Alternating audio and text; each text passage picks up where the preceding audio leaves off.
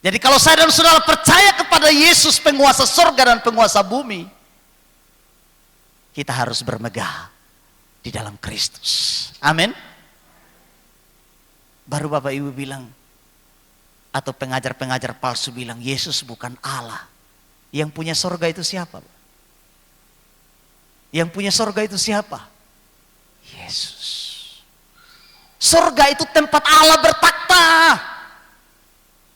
Surga itu tempat kediaman Allah. Dan kalau dia bilang saya penguasa surga dan penguasa bumi, siapa Yesus? Yesus Allah. Yesus Tuhan. Karena yang bisa naik turun surga itu hanya Allah, pemilik surga.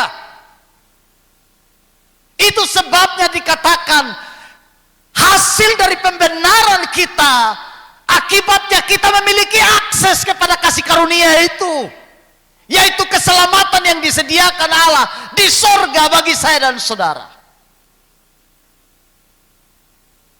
Jadi kalau ada yang merendahkan keilahian Yesus, yang mengatakan Yesus manusia biasa, Yesus bukan Tuhan, bukan Allah, mari kita kembali dan belajar kebenaran dengan baik. Kalau Yesus penguasa sorga dan penguasa bumi, Yesus siapa? Yesus Allah, Yesus Tuhan.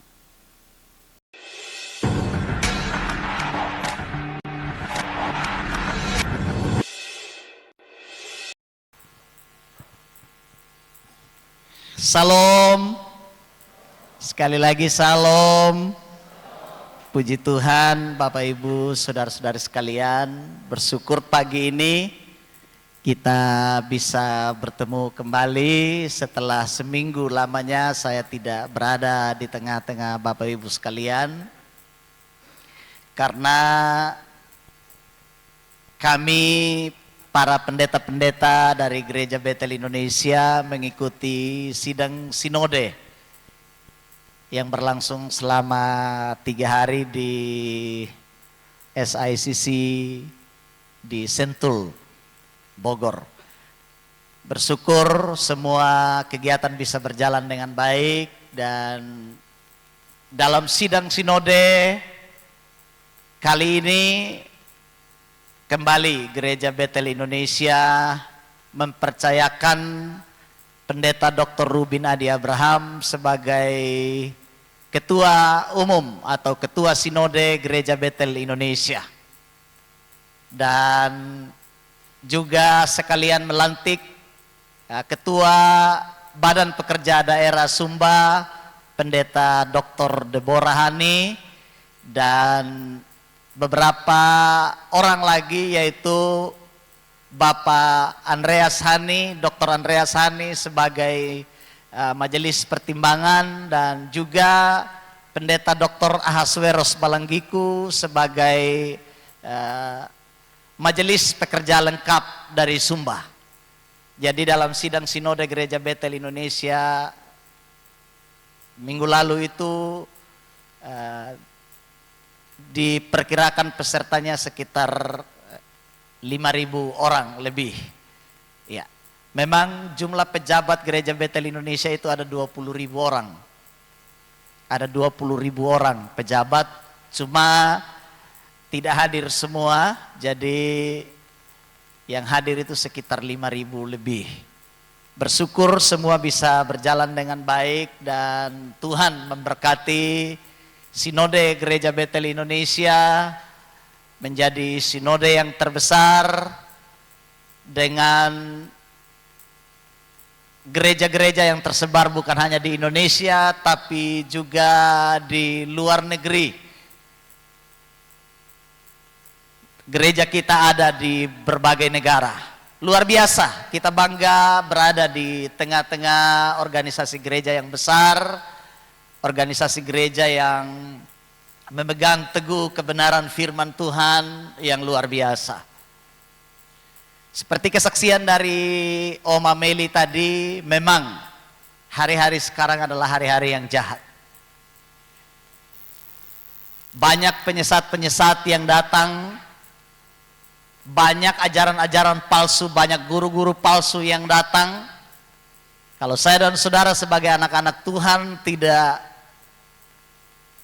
memahami kebenaran dengan baik, maka mudah sekali bagi kita untuk mempercayai hal-hal yang tidak sesuai dengan Alkitab. Kelihatannya Alkitabiah, kelihatannya sesuai dengan Alkitab, tetapi ada banyak hal yang sebenarnya bertentangan dengan Alkitab. Apa yang diajarkan oleh pengajar-pengajar yang menamakan dirinya juga pendeta, guru-guru teologi, dan lain sebagainya.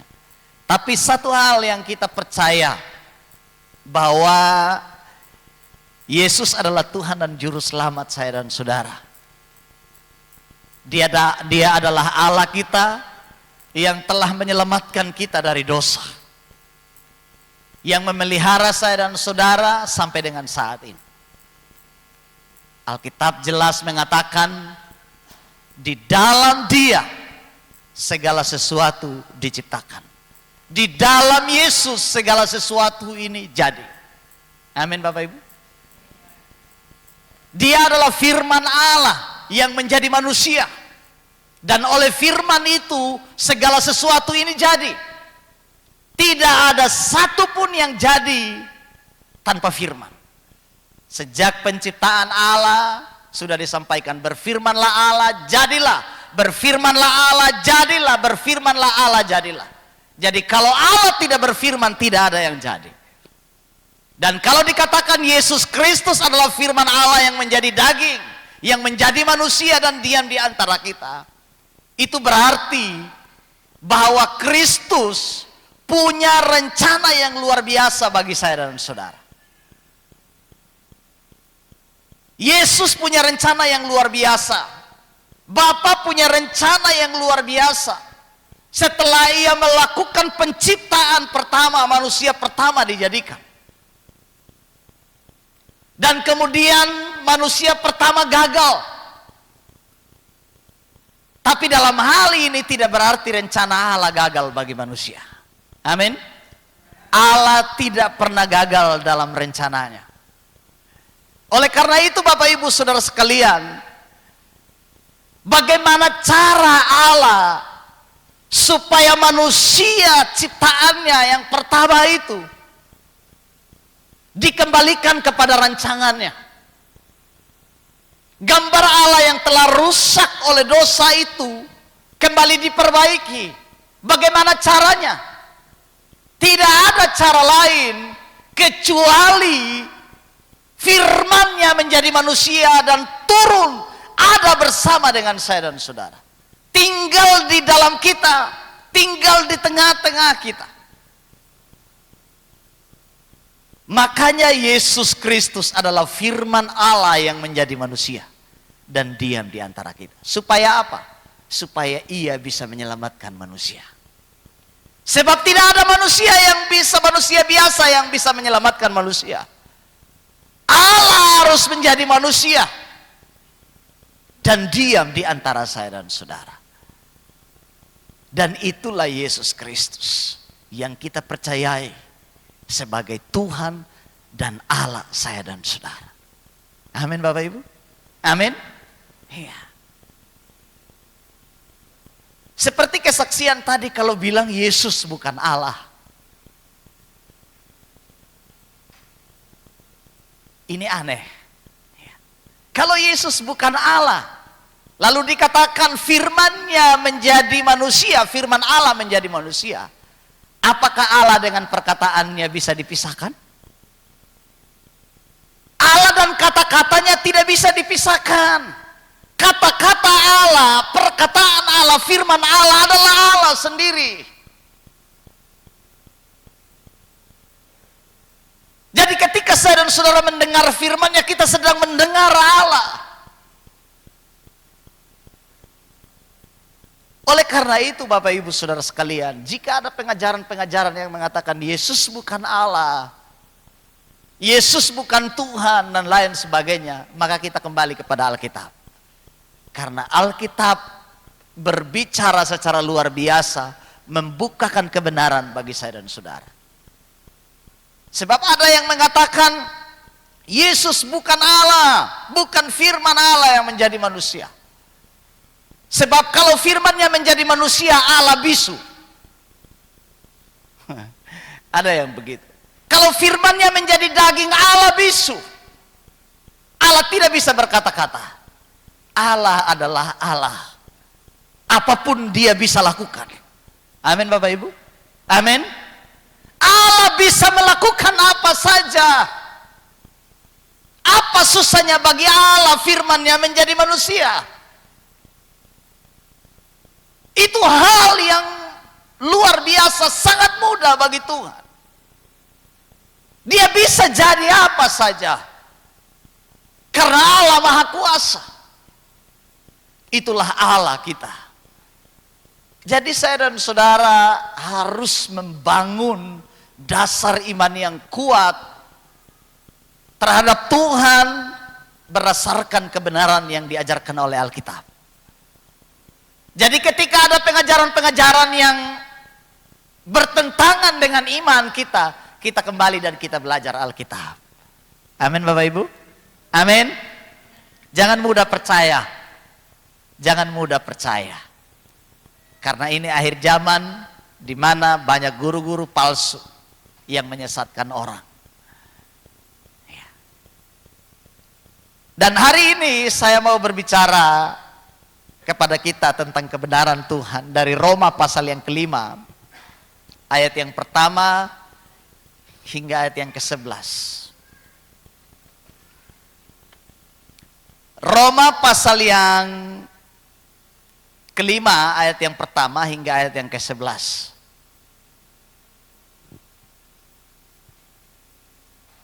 Kita akan membaca firman Tuhan ini secara bergantian. Saya baca ayat yang pertama, kita bergantian hingga ayat 11. Perikopnya hasil pembenaran.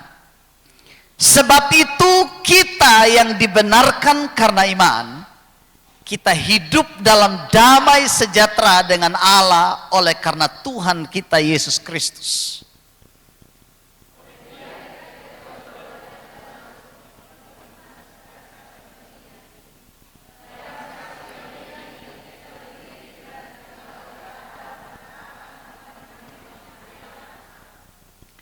Dan bukan hanya itu saja, kita malah bermegah juga dalam kesengsaraan kita, karena kita tahu bahwa kesengsaraan itu menimbulkan ketekunan.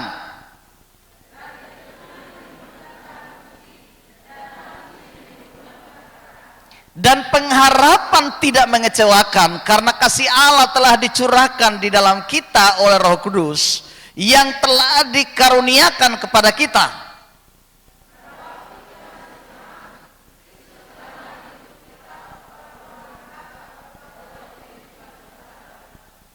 Sebab tidak mudah seorang mau mati untuk orang yang benar, tapi mungkin untuk orang yang baik ada orang yang berani mati.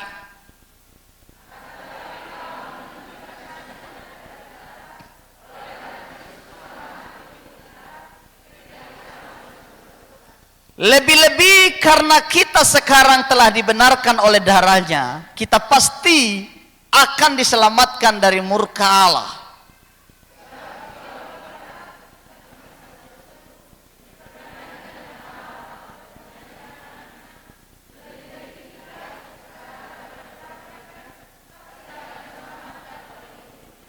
Dan bukan hanya itu saja, kita malah bermegah dalam Allah oleh Yesus Kristus Tuhan kita, sebab oleh Dia kita telah menerima pendamaian itu.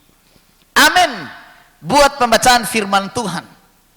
Bapak Ibu saudara-saudara sekalian yang dikasihi oleh Tuhan, perikop Lembaga Alkitab Indonesia untuk pasal yang kelima dari kitab Roma adalah hasil pembenaran.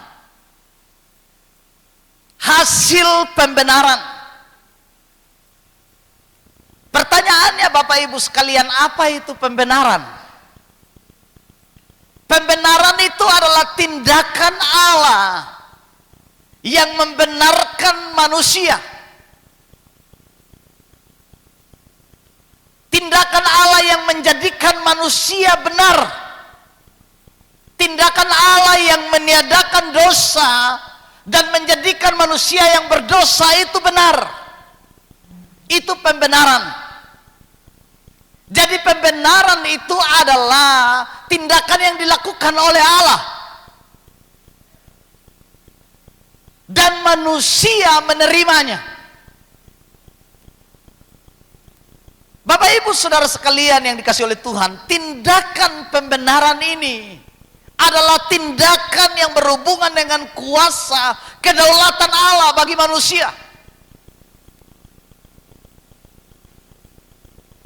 Alkitab menceritakan kapan pembenaran ini Tuhan kerjakan bagi saya dan saudara. Kalau kita baca ayat-ayat sesudah ayat yang pertama ini, dikatakan ayat 6 itu, karena waktu itu, waktu kita masih lemah, Kristus telah mati bagi kita. Pembenaran itu dikerjakan Allah pada saat saya dan saudara lemah. Kemudian pembenaran itu dikerjakan oleh Allah pada waktu saya dan saudara masih berdosa.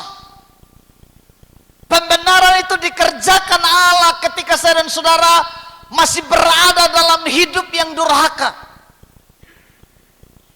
Pembenaran itu dikerjakan oleh Allah ketika saya dan saudara dalam keadaan berdosa. Jadi pembenaran yang kita terima sekarang bukan karena kita benar. Amin. Amin. Bukan karena saya dan saudara benar. Justru kita sedang berada dalam keadaan-keadaan yang tadi yang saya sebutkan. Dalam keadaan lemah, durhaka, berdosa. Dalam keadaan fasik. Disitulah tindakan pembenaran Allah dikerjakan bagi saya dan saudara.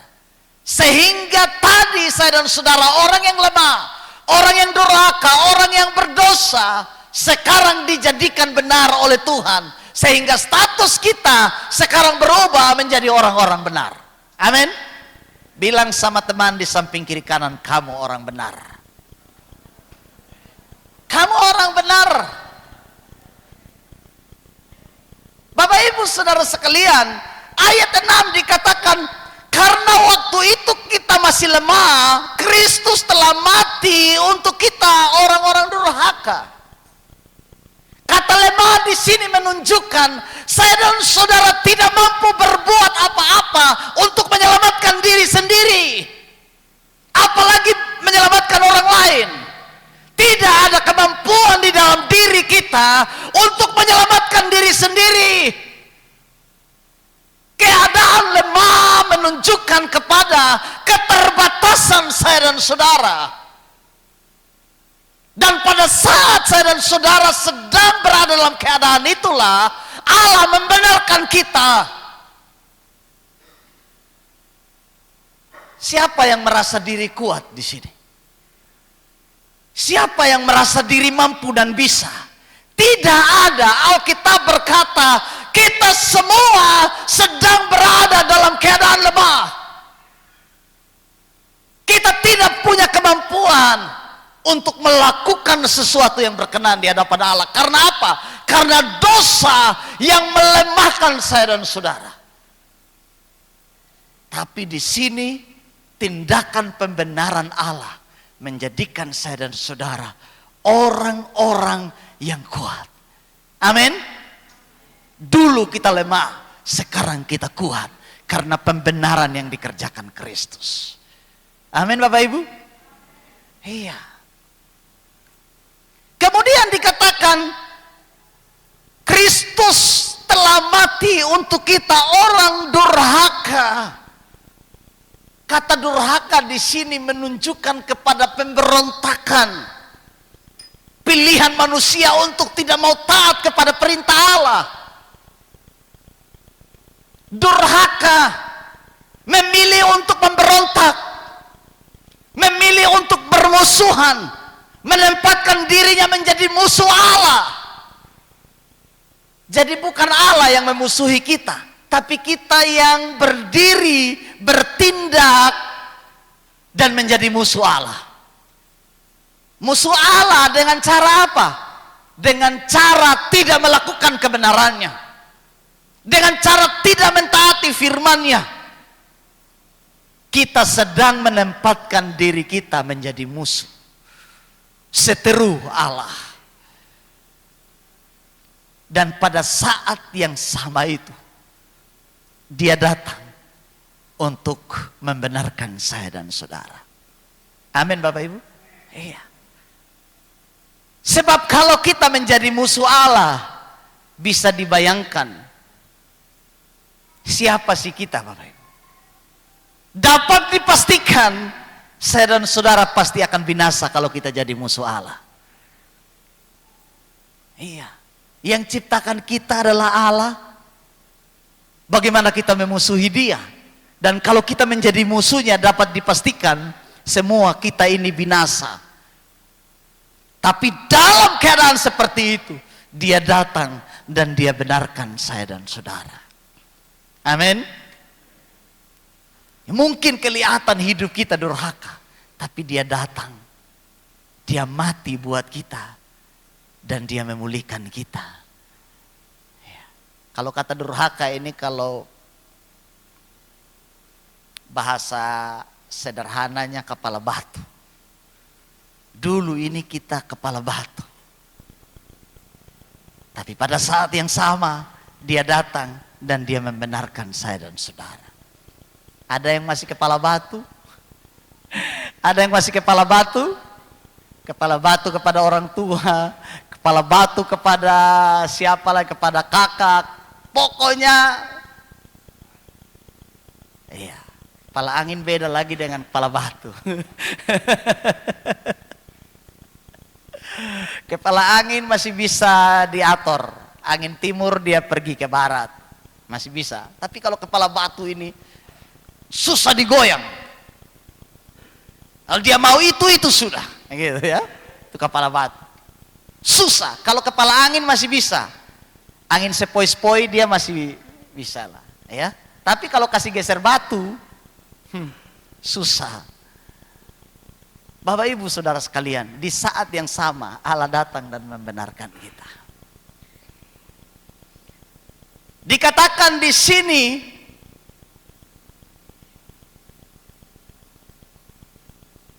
Ia menyelamatkan kita dari murka Allah. Ia melepaskan kita dari murka. Jadi di sini Bapak Ibu Saudara sekalian, pembenaran itu adalah tindakan Allah yang menjadikan saya dan saudara orang-orang yang benar. Lalu apa hasil dari pembenaran itu? Apa hasilnya? Di sini Bapak Ibu sekalian. Dalam ayat yang pertama dikatakan, sebab kita yang dibenarkan karena iman, kita hidup dalam damai sejahtera dengan Allah oleh karena Tuhan kita Yesus Kristus. Hasil dari pembenaran itu, yang pertama adalah kita berdamai dengan Allah. Amin. Kalau dulu kita musuh Allah, oleh pembenaran itu kita berdamai dengan Allah. Hubungan kita diperbaiki. Ada salom Allah bekerja di dalam diri saya dan saudara. Hubungan kita dipulihkan. Ada damai antara kita dengan Tuhan. Ini sesuatu yang luar biasa. Ketika saya dan saudara dibenarkan Tuhan, di saat yang sama hubungan kita dengan Tuhan dipulihkan. Amin Bapak Ibu. Amin. Jadi ada damai antara kita dengan Tuhan. Diperdamaikan. Sebab dulu Bapak Ibu, kalau mau berdamai dengan Tuhan harus ada kurban. Imam-imam dulu, imam besar, setahun sekali mempersembahkan kurban untuk dosanya dan dosa umatnya. Itu imam besar. Tapi sekarang imam besar kita Yesus Kristus, Dia mempersembahkan hidupnya sekali untuk selama-lamanya. Amin. Yesus mati satu kali saja untuk menebus dosa umat manusia sepanjang zaman. Tidak seperti imam-imam besar dulu di antara orang-orang Yahudi yang mempersembahkan kurban setahun sekali untuk dosanya dan dosa umatnya. Imam besar kita adalah imam besar yang tidak berdosa. Amin. Amin. Jadi Yesus manusia sempurna, imam besar yang tidak berdosa. Dia tidak perlu mempersembahkan korban untuk dirinya, tapi justru ia mempersembahkan dirinya menjadi korban penebusan bagi saya dan saudara. Sehingga oleh pengorbanannya kita didamaikan dengan Allah. Hubungan kita dengan Allah diperbaiki.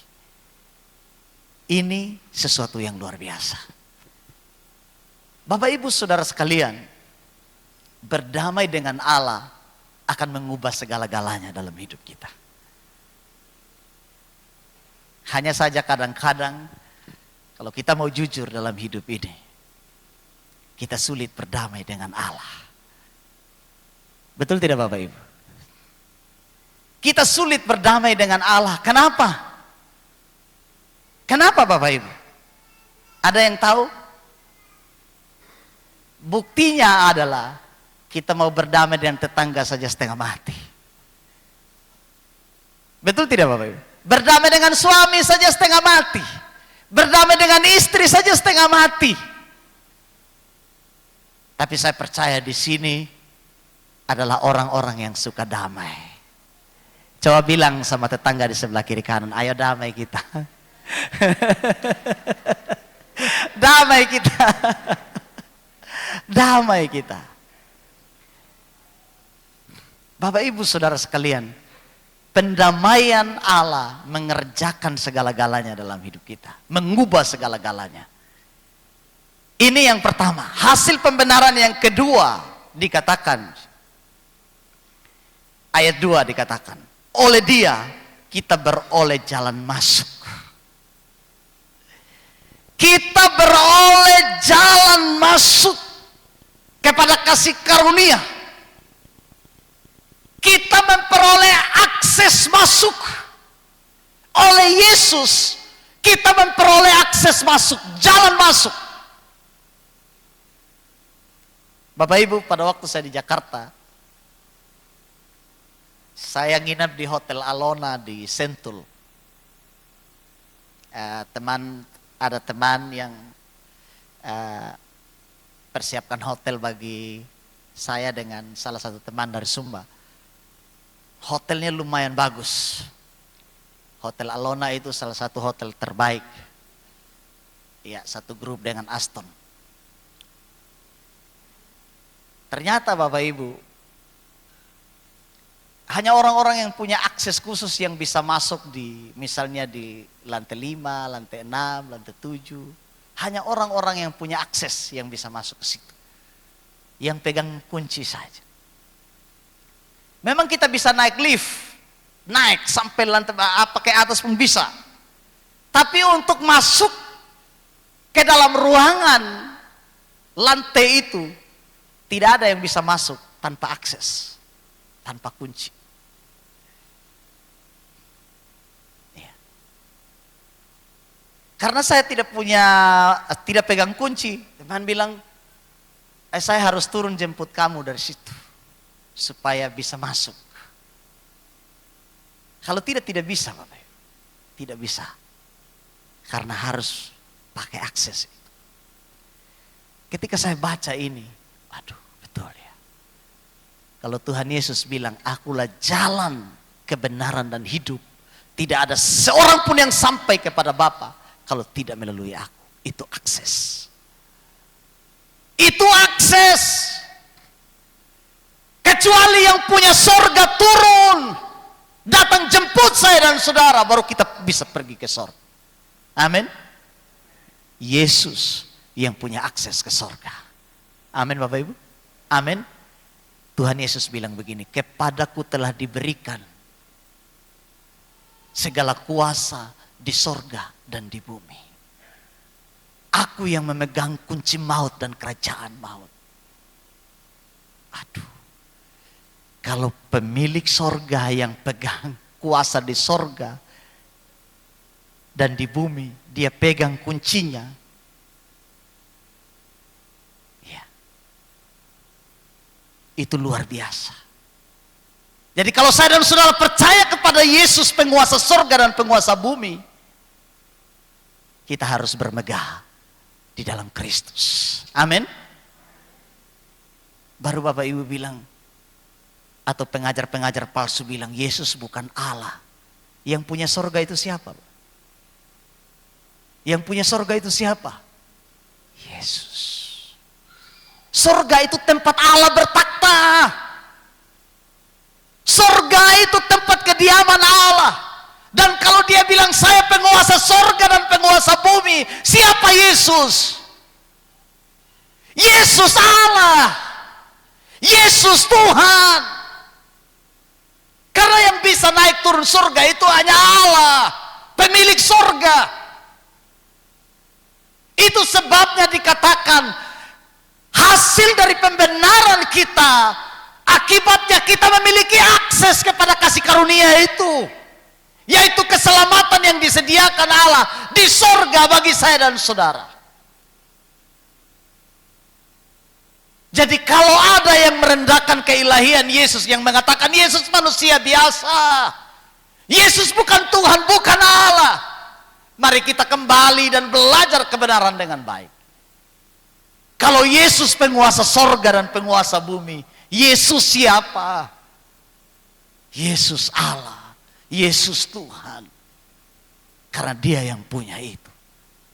Dan dikatakan ketika saya dan saudara dibenarkan oleh Kristus, oleh kematiannya, oleh darahnya, kita beroleh akses ini. Itu luar biasa. Kemudian Bapak Ibu sekalian yang dikasih oleh Tuhan, hasil pembenaran yang ketiga, dikatakan di dalam kasih karunia ini kita berdiri dan kita bermegah dalam pengharapan akan menerima kemuliaan Allah. Hasil dari pembenaran itu ada glorification, ada pemuliaan yang terjadi dalam hidup saya dan saudara. Kita akan dimuliakan bersama dengan Kristus. Ada kemuliaan yang kita terima. Ini anugerah yang luar biasa, kasih karunia yang luar biasa. Hasil dari pembenaran yang dikerjakan oleh Kristus, kita akan menerima kemuliaan. Bapak Ibu Saudara sekalian, inilah yang disebut dengan kasih karunia. Kasih karunia itu artinya sesuatu yang tidak layak kita terima, namun diberikan. Itu kasih karunia. Dan kalau saya dan saudara diberi hak untuk menerima hal ini, kita harus bangga, kita harus bermegah, karena kita punya Tuhan yang luar biasa. Amin. Iya. Ketika kita dikatakan mengharapkan kemuliaan atau diberi kemuliaan, menerima kemuliaan Allah, ini bicara soal penghargaan Allah terhadap hidup saya dan saudara yang fana ini. Hidupmu diberi harga, diberi label yang tinggi. Sebab hidup saya dan saudara ini karena dosa jatuh harga. Betul tidak Bapak Ibu? Jatuh harga karena dosa. Tapi hasil pembenaran yang dikerjakan oleh Kristus, ada label harga yang tertinggi yang ditempelkan kepada saya dan saudara. Sehingga kita adalah orang-orang yang berharga di matanya. Amin. Bilang sama saudara di samping kiri kanan, engkau berharga. Amin. Engkau berharga. Mungkin suami rendahkan atau istri rendahkan, kakak rendahkan, adik-adik rendahkan kita. tetangga rendahkan kita, katakan saya berharga. Iya Bapak Ibu, jangan minder. Seperti adik saya tadi yang baru masuk di STT, saya orang kampung. Kau berharga, kau luar biasa, karena tidak semua dari kampung itu datang kuliah di STT. Yang kuliah di STT itu hanya orang-orang pilihan Tuhan. Amin. Iya Bapak Ibu sekalian, jangan minder. Saya bukan kuliah di universitas yang wow gitu. Dengar Bapak Ibu, ilmu teologi itu adalah ilmu dari segala ilmu. Amin. Iya, ilmu tentang Tuhan itu adalah ilmu dari segala ilmu. Kadang orang bilang ilmu kedokteran luar biasa. Dengar, kalau tidak ada ilmu tentang Tuhan di situ, tidak ada arti ilmu kedokteran. Amin. Makanya saya bangga sekolah teologi, kuliah teologi, karena dia ilmu dari segala ilmu. Tidak lama besok langsung daftar di STTS. Bapak Ibu, hanya orang-orang tertentu yang memang dipanggil, tidak semua orang. Amin. Tapi kalau mau sekolah teologi juga tidak apa-apa, nanti kita kasih tahu di Om Andreas di bawah, jemaat Kampung Baru ada 3 kelas mau masuk. Luar biasa, nanti bikin kelas sendiri di sini. Ada yang mau daftar, silakan Bapak Ibu. Ilmu teologi itu ilmu tertinggi. Ilmu tertinggi. Luar biasa. Memang pemain musik saya ada berapa orang rencana masuk teologi. Kita tunggu saja. Ya, siapa tahu Ko Bernard, Bapak saya mau ikut sekolah teologi. Mau ikut Papa jadi pendeta. Bisa saja. Jadi Bapak Ibu sekalian, kita itu berharga di mata Tuhan. Amin. Jangan minder kalau dari Kamanggi. Jangan minder. Orang Kamanggi itu luar biasa, dipakai Tuhan luar biasa. Iya Bapak Ibu sekalian. Ada orang Kamanggi di sini? Ada.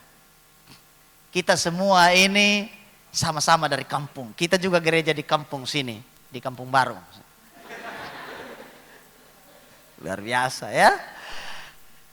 Itu yang ketiga. Kemudian yang berikut. Dan bukan hanya itu saja, kita malah bermegah dalam kesengsaraan kita. Karena kita tahu bahwa kesengsaraan itu menimbulkan ketekunan, dan ketekunan menimbulkan tahan uji, dan tahan uji menimbulkan pengharapan. Dengar Bapak Ibu, hasil dari pembenaran, saya dan saudara menjadi orang-orang yang kuat di dalam penderitaan. Amin. Amin. Hasil dari pembenaran itu, kita menjadi orang-orang yang sabar dalam penderitaan, yang bertahan dalam penderitaan. Karena di dalam penderitaan itu ada pengharapan. Pengharapan, ada ketekunan yang luar biasa. Ini. Jadi orang-orang yang telah dibenarkan Tuhan adalah orang-orang yang sabar menderita. Amin. Amin Bapak Ibu. Bilang sama saudara kita, sabarlah menderita. Sabarlah. Sabar menderita. Ya, harus sabar menderita. Dan jangan takut, bukan berarti kita terus-menerus menderita. Penderitaan itu akan ada akhirnya, janji Tuhan bagi saya dan saudara. Karena di tengah-tengah penderitaan itu ada penyertaan Tuhan, ada buah-buah kebenaran yang saya dan saudara hasilkan. Jadi kalau hari ini engkau menderita, sabar karena ada buah kebenaran yang menantimu. Penderitaan sekarang sedang melatih kualitas saya dan saudara, supaya kita keluar menjadi anak-anak Tuhan yang luar biasa. Amin. Amin. Saya berdoa jemaat di tempat ini menjadi jemaat yang sabar, yang kuat dalam penderitaan. Ya. Itulah hasil pembenaran kita. Jadi kalaupun engkau menderita saat ini, dan doamu mungkin sepertinya tidak dijawab, Tuhan kenapa penderitaan saya belum selesai. Dengar, ada janji. Ada janji yang diberikan Tuhan bagi saya dan saudara. Sebab di sini dikatakan, Dan bukan hanya itu saja, kita malah bermegah dalam Allah oleh Yesus Kristus Tuhan kita. Sebab oleh Dialah kita telah menerima pendamaian itu. Di tengah-tengah penderitaan saya dan saudara, hubungan kita dengan Tuhan akan tetap menjadi hubungan yang terjaga dengan baik. Di tengah situasi dunia yang jahat, hubungan dengan Tuhan menjadi hubungan yang tetap terpelihara dengan baik. Damai dengan Allah bukan berarti tidak ada masalah. Berdamai dengan Allah bukan berarti tidak ada masalah. Tetap ada masalah. Tapi kualitas masalah itu jadi berbeda. Karena yang menanggung persoalan saya dan saudara itu ada Tuhan yang bersama dengan kita. Amin. Mungkin hari-hari ini engkau boleh menderita. Tapi ingatlah, orang benar itu akan selalu dibela oleh Tuhan. Berbanggalah dan bersyukurlah, karena Tuhan sayang saya dan saudara. Dia telah memberikan label tertinggi dalam hidup kita, karena darahnya yang telah mendamaikan kita. Dengan kematiannya di atas kayu salib, saya dan saudara telah dipindahkan dari maut ke dalam hidup. Amin buat renungan firman Tuhan. Saya